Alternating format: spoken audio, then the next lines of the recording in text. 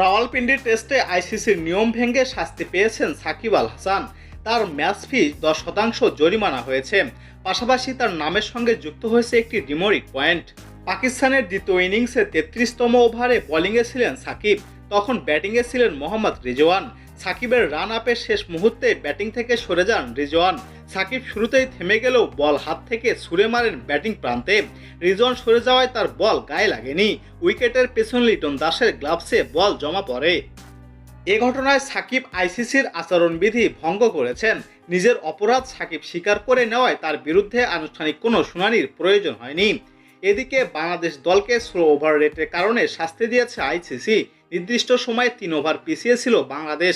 তাতে আইসিসির টেস্ট চ্যাম্পিয়নশিপের 3 পয়েন্ট হারিয়েছে বাংলাদেশ। সেই সঙ্গে দলের প্রত্যেক সদস্যকে তাদের ম্যাচ ফির 15% জরিমানা গুনতে হয়েছে। একই অপরাধে শাস্তি পেয়েছে পাকিস্তান দলও। নির্দিষ্ট সময়ে 6 ওভার পিছিয়ে ছিল স্বাগতিকরা। তাতে আইসিসি টেস্ট চ্যাম্পিয়নশিপের 6 পয়েন্ট হারিয়েছে পাকিস্তান। সেই সঙ্গে দলের প্রত্যেক সদস্যকে তাদের ম্যাচ ফি 30% জরিমানা গুনতে হয়েছে।